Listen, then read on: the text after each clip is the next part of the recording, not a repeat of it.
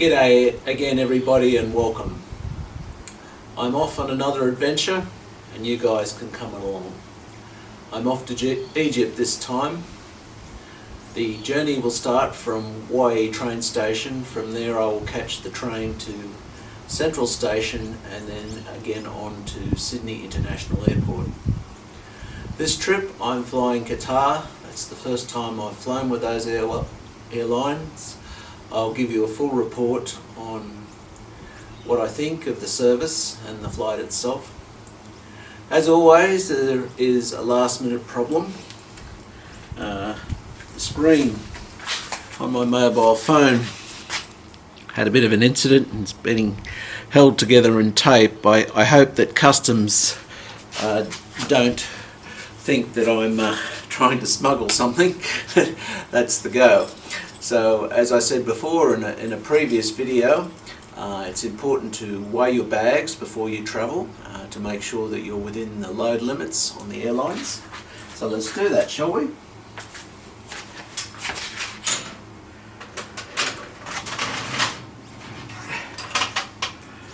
I can have up to 30 kilograms and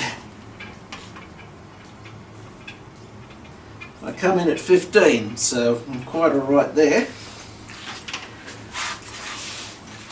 And on the hand luggage, it's a little bit light because my camera isn't in. I can have up to 7 kilograms. That comes in at 3, but I tell you what, it's pretty close to 7 when the camera equipment is in the bag.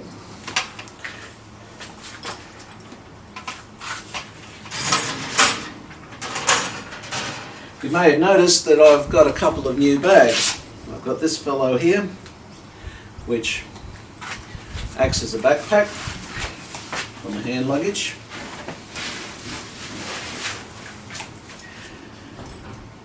And additionally to that,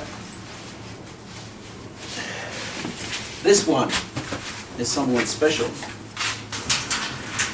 It has wheels in the traditional sense, but as I found with last year's trip to Europe, wheels don't work well on cobblestone roads. So it has another little feature. Hopefully I can get that in shot.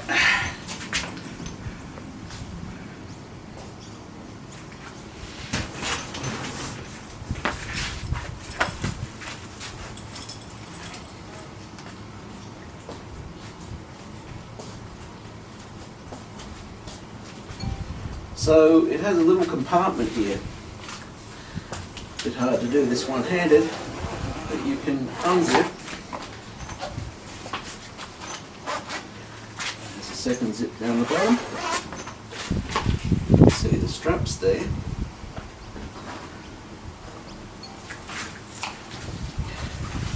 Then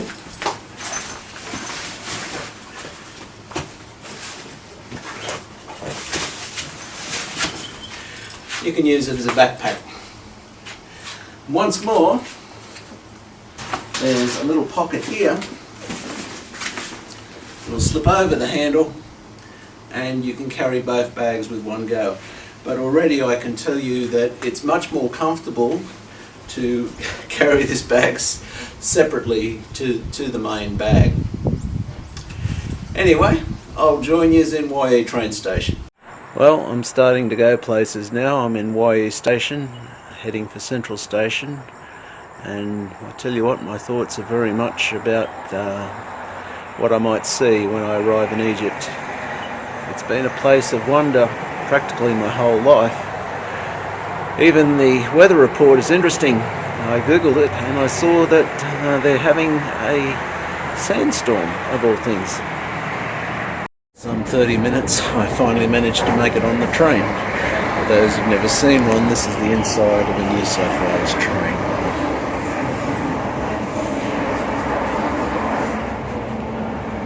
The train journey encompasses the beauty of the Hawkesbury River.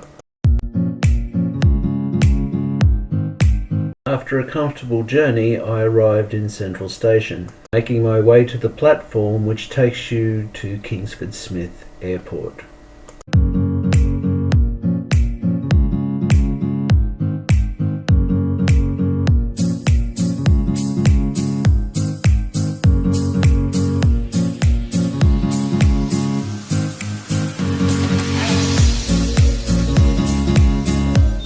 The last train before I hit Kingsford Smith, and it should be noted that it is unlawful to film in parts of the airport.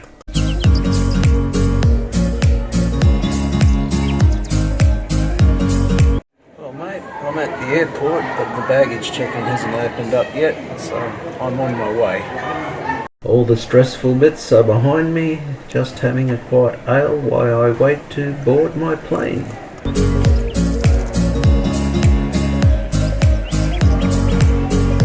Here's the view from inside the plane. Next stop, Qatar.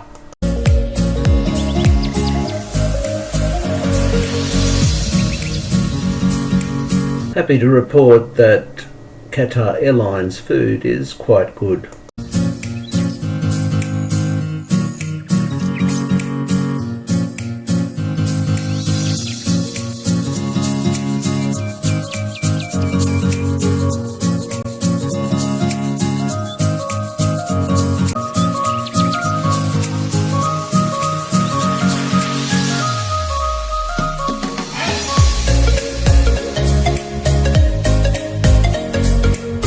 They get a bit funny about you filming at airports, so I didn't, but just in case I wanted a new G-Wagon, they had one for sale at the airport in Qatar, and sadly it wouldn't fit in my luggage. Back on the plane, and next stop, Egypt. Landing in Cairo, my mind was full of anticipation. The haze you see out the window is not poor photography, but Cairo has a permanent haze of dust coming from the Sahara Desert. And your bags, when you retrieve them, look like they have been dragged through the Sahara Desert. And my experience at Cairo Airport was not a good one.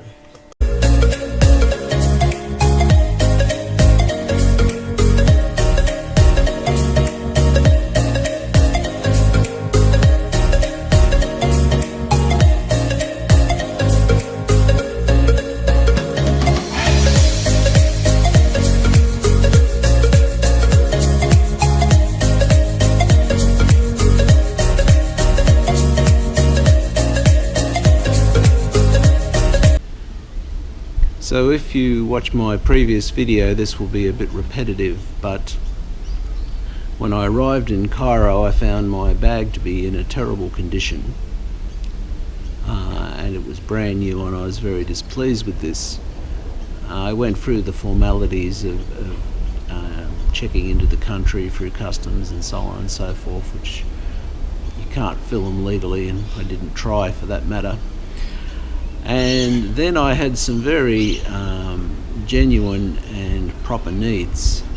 I needed some currency and I needed a SIM card. I'd arranged for someone to collect me, and the arrangement was that I would call them when I arrived in the country. As you know, planes and things get delayed, so they didn't want to be waiting around in the airport. And this baboon, probably a descendant to the god Bubby, ushered me out the airport. I believe that somehow he was corruptly involved with the taxis.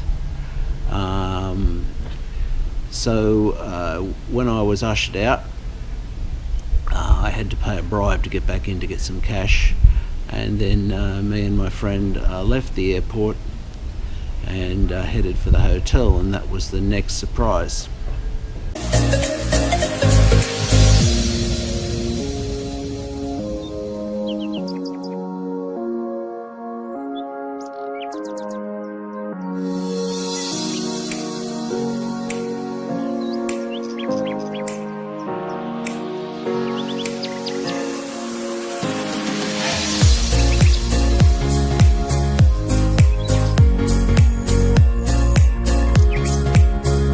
It's always a relief when you leave the airport, and I was ready to put the unfortunate experience behind me. My first impression of the country was that they drove rather idiotically, and they seemed to have mosques everywhere. I'd been to other Muslim countries, but Egypt seems to have the greatest concentration of mosques. It didn't take too long to get to our hotel, and I was looking forward to checking in and catching up with Kaman, getting something to eat. So the best laid plans of mice and men can go awry. And indeed they did. When we presented ourselves to reception with a booking that had already been accepted, they took issue with us having different passports. A more likely suggestion is they took issue with the colour of Kaman's skin. Various suggestions were made and a bribe was even offered, but they would not have it. So Kaman returned to his student accommodation. It should be mentioned that the man is no fool. He is in fact a scientist, and you could imagine some of the nerdy conversations between a scientist and an engineer. In the upcoming Manchester United game versus Arsenal, that Manchester are going to kill Arsenal. I don't think that it's going to happen. Why don't you think that's going to happen? No, at this form which Arsenal is now, I think Manchester United cannot beat Arsenal. So the same, what they did to Manchester United last season is going to repeat. But this left a sour taste in my mouth, and it doesn't only apply to people with different passports, it also applies to unmarried couples travelling together. They are a bit strict on that, and you need to be careful of it when travelling through Egypt.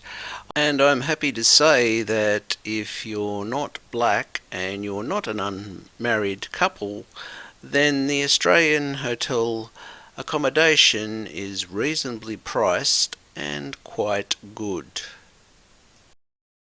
It was somewhat upgraded when I extended my stay, and I've got a little bit of camera equipment laying around, and there's just me, and so I took the double bed. Comes with a closet and a television, but haven't watched that much because everything is in Arabic.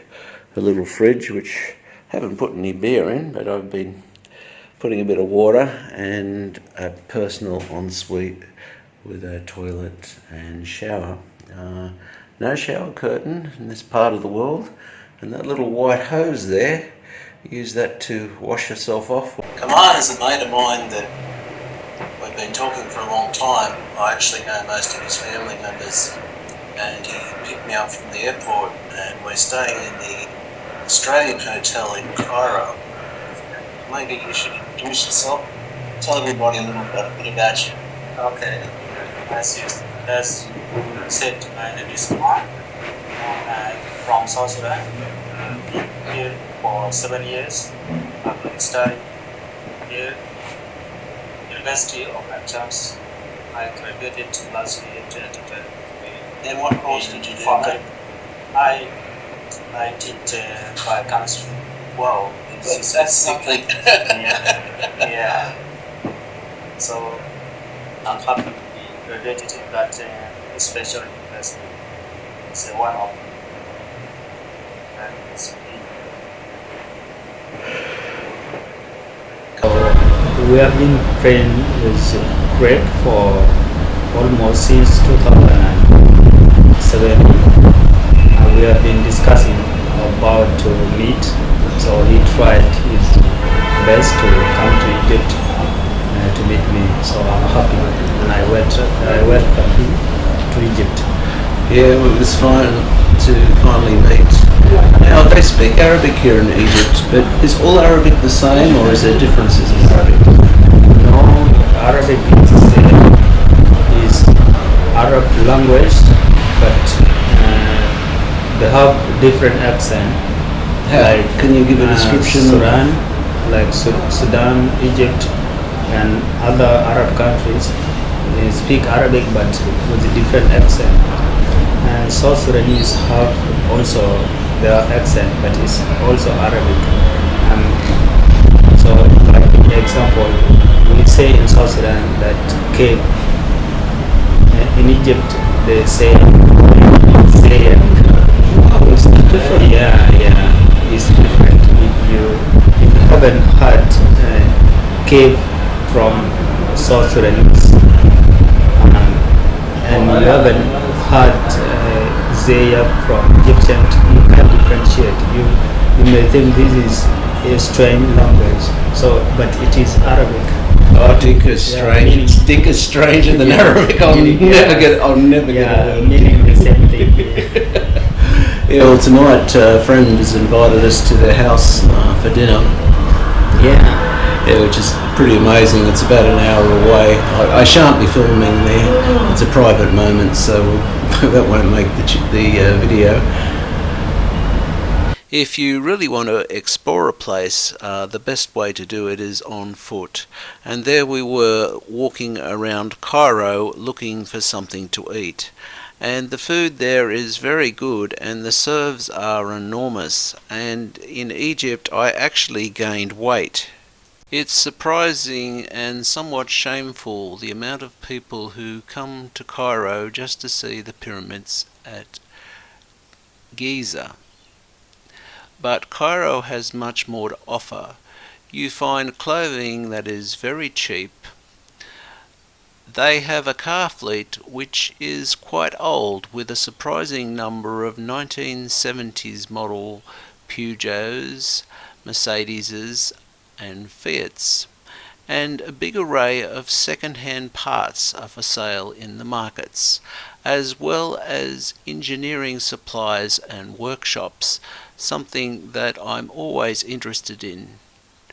And I was wishing I could take some of the equipment home. I'm busily trying to find my sister a gift. It seems an impossible task. I've walked around all the tool shops. I really can't find anything that she'd like.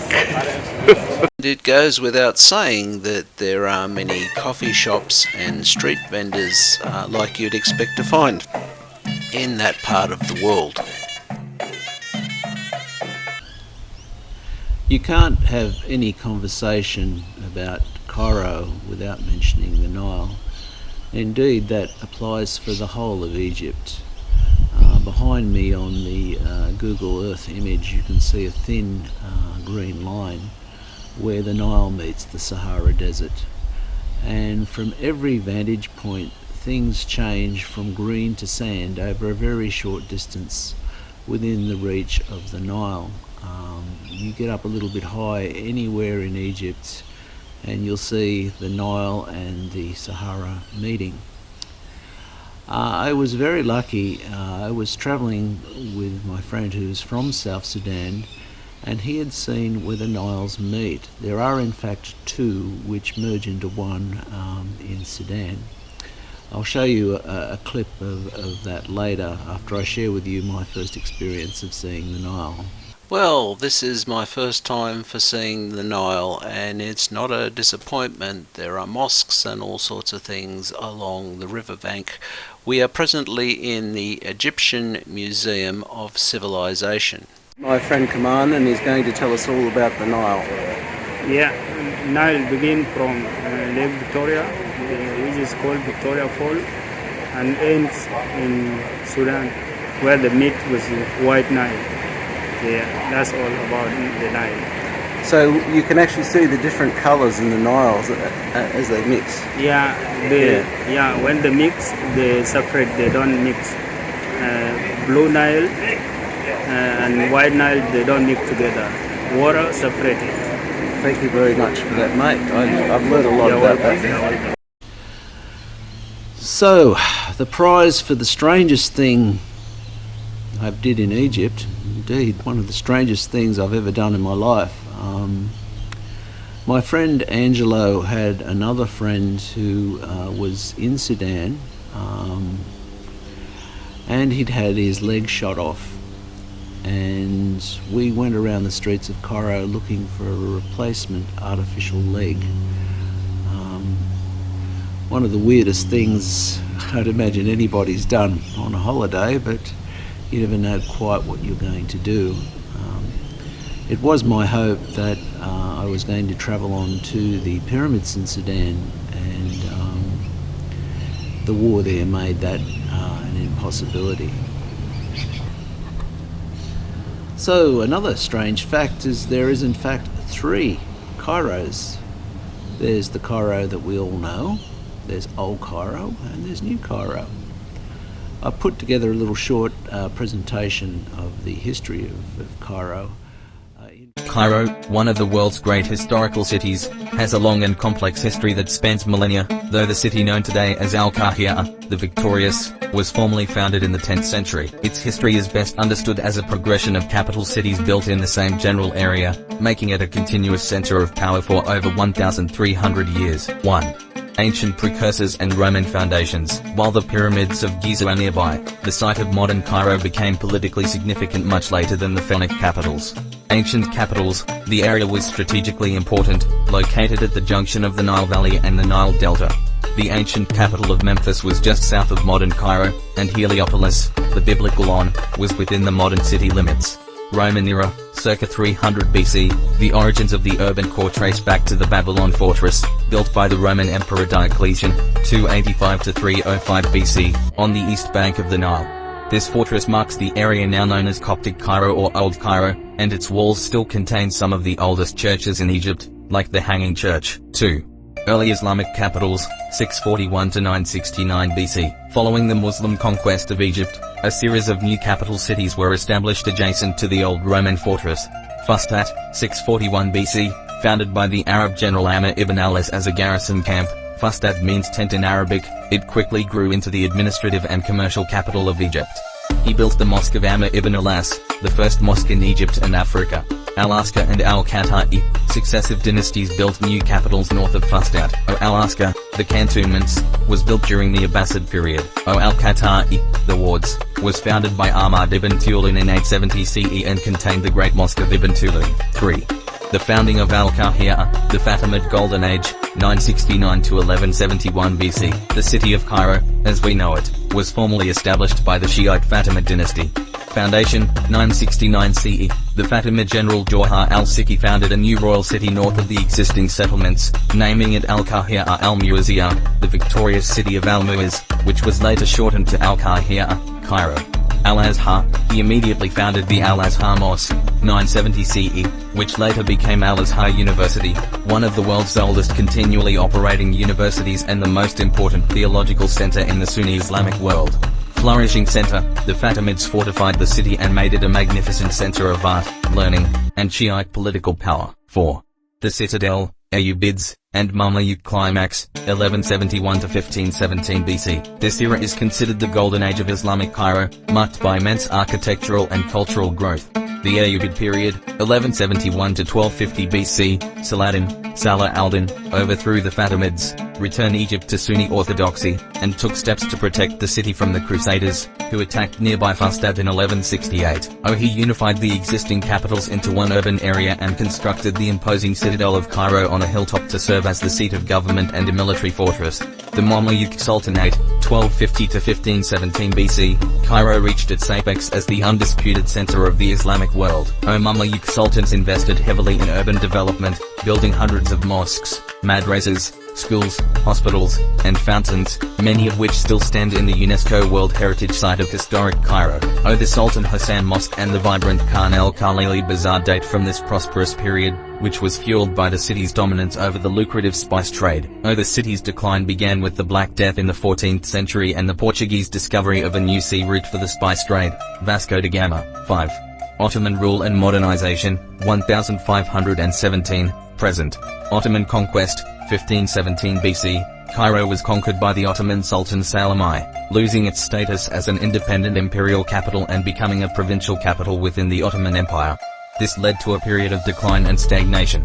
The era of Muhammad Ali, 1805 to 1848 BC, the rise of Muhammad Ali Pasha marked the beginning of modern Egypt.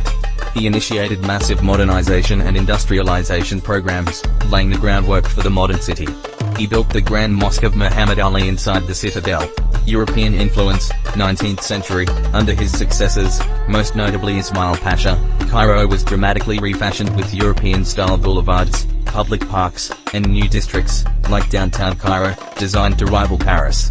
The city became the political heart of a burgeoning modern nation. British occupation, 1882 to 1952. The city remained the capital but was under British control, which accelerated urban development and westernization. The Republic of Egypt, 1952, present. Following the Egyptian Revolution and the establishment of the Republic, Cairo became a powerful symbol of Arab nationalism and a major political and cultural capital for the entire Middle East and Africa. Today, it is a vast, sprawling metropolis of over 20 million people, constantly grappling with the challenges of a massive population while seeking to preserve its invaluable historical heritage. Cairo's history is a story of continuous recreation, where Roman forts, early Islamic garrison towns, Fatimid palaces, Mameluke mosques, and 19th century boulevards all stand side by side, earning it the nickname the City of a Thousand Minarets. So, at the beginning of the video I promised I'd give a full report on Qatar Airlines. Almost completely, my experience was a very good one. I found that the plane had adequate leg room, which is a problem when you're as tall as I am. The steward and stewardesses were courteous.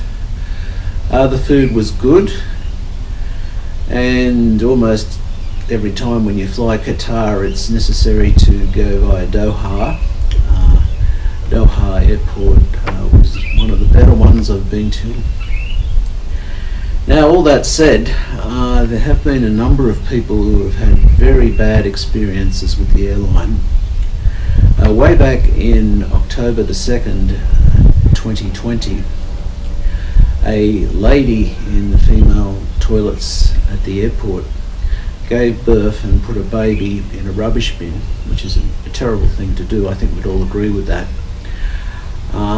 But the action taken by the authorities was unjustified. They pulled every woman off a plane bound for Australia, and they examined their vaginas medically to see if they'd recently given birth. And this includes 50-year-olds. Now, there is a court case underway or concluded regarding this, and I believe compensation will be paid. So that is an experience that will turn many people off the airline. And then earlier this year, on February 21st, 2025, there was a lady from business class who made her way to the toilet, and unfortunately she died. The crew on board the plane did their best to revive her, but they were unsuccessful. They got a trolley and they found it difficult to move her body, so they chose to seat her next to two Australians on a flight from Melbourne to Doha. And imagine how that would be, a stranger's body right next to you. Surely there's something else could have been done, you know. She was from business class, so why not put her back in her own seat? And surely there must be some quiet part of the plane where a body can be ushered to. But that's not what they chose to do. I'll leave links to both of these things in the description so you can have a look at it yourself. So that's something to weigh up about Qatar Airlines. Now, as I said, I'm happy with the service. Everything was good for me. But in view of these recent events, I'm questioning whether or not I'd ever fly with them again. Well, I hope you've enjoyed the video. Tried to cover as much ground as I could. There's many dimensions to Egypt and Cairo, and we'll explore them individually. Thanks for watching. Please like and subscribe. It does make a difference. Until next time, there's plenty more to come. Stay safe.